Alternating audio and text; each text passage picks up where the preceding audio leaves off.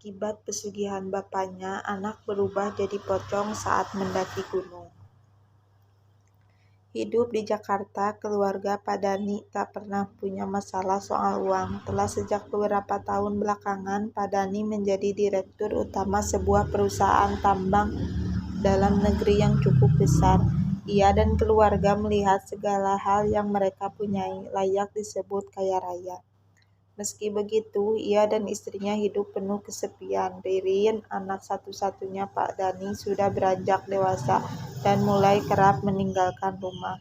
Karena kesibukan orang tua pula, Ririn menjadi anak perempuan yang jauh dari ibu dan bapaknya. Kebetulan kebutuhannya amat tercukupi, namun kedekatan emosionalnya begitu kurang. Suatu hari, lantaran telah dengan kegiatan perkuliahan, Ririn memutuskan mendaki Gunung Salak di Sukabumi. Bersama teman-temannya, ia berangkat dengan 5 orang lain lantaran saat itu sedang musim penghujan. Salah satu temannya menghimbau Ririn untuk tak lupa membawa mantel guna berjaga-jaga. Menuruti apa kata temannya, dibawalah sebuah mantel yang tergeletak di ruang tamu rumah.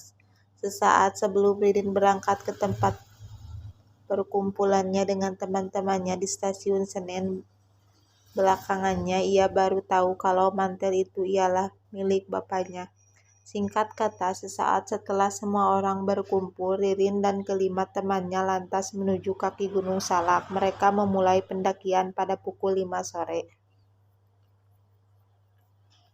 Sekitar 4 hingga 5 jam pendaki mereka hampir sampai di pos setempat. Mereka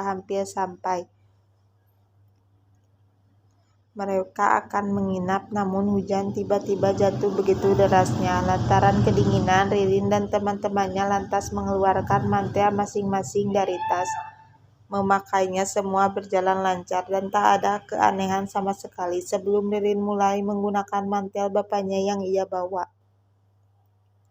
Sesaat setelah Ririn menggunakan mantel itu, teman-temannya mendaki. Wajah Ririn berubah berangsur-angsur. Mantel abu-abu yang Ririn pakai itu berubah menjadi warna putih kotor, mirip dengan kain kapan yang telah tua. Teman-temannya yang terlihat kejadian itu dengan mata kepala mereka sendiri.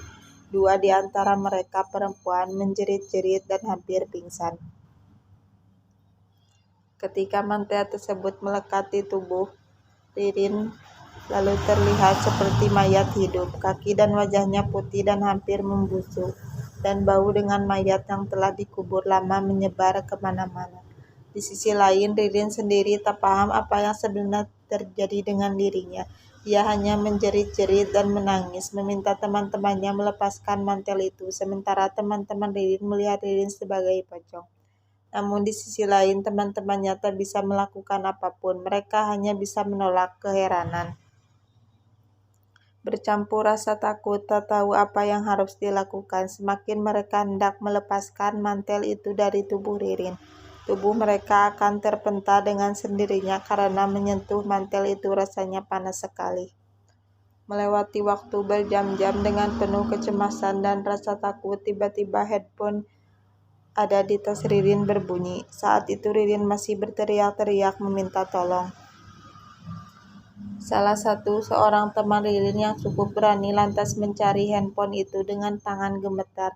Ia lantas mengangkatnya. "Ini teman Ririn, saya bapaknya." "Iya, saya temannya Om. Tolong bilang ke Ririn jangan sampai ia memakai mantel itu," kata bapak Ririn di seberang telepon. Mendengar kalimat terakhir itu, kelima teman Ririn langsung kaget. Setengah mati mereka menduga-duga apa yang terjadi, mengingat pesan Bapak Ririn kepada mereka ialah sesuatu yang sangat spesifik dan cenderung aneh. Sampai pada satu titik ada seorang teman laki-laki Ririn yang sebelumnya tak mengucap sepatah kata pun tiba-tiba menyeletuk. "Tolong kalian ikuti aku," katanya. Sesaat setelah menyatakan itu, ia lantas merapalkan beberapa mantra dalam bahasa yang asing. Teman-teman yang ada di situ mengikutinya. Setelah lapalan mantra itu berakhir, mereka semua mendapati Ririn jatuh pingsan. dengan mantel yang sudah lepas dari tubuhnya terlanjang. Sesaat setelah mereka memakainya, Ririn baju dan membawanya ke tempat yang aman. Salah seorang temannya menanyai Ririn soal apa yang ia rasakan. Menjawab pertanyaan temannya, Ririn malah bingung. Ia tak ingin sama sekali pada apa yang baru saja terjadi, sementara tiba-tiba handphone Ririn bergetar lagi.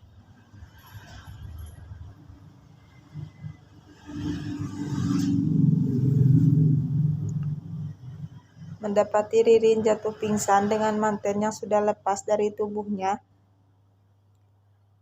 Setelah mereka memakainya, Ririn baju dan membawa ke tempat yang aman. Salah seorang temannya menanyai Ririn soal apa yang ia rasakan. Menjawab pertanyaan temannya, Ririn malah bingung. Ia tak ingin kembali pada waktu yang sama terjadi. Tiba-tiba handphone Ririn bergetar lagi. Seorang yang berada jauh dari tempat itu menanyakan keadaannya. Berharap ia tak apa-apa. Orang itulah yang tega membuat anaknya jatuh sebagai tumbal pesugihan sendiri pada Ni.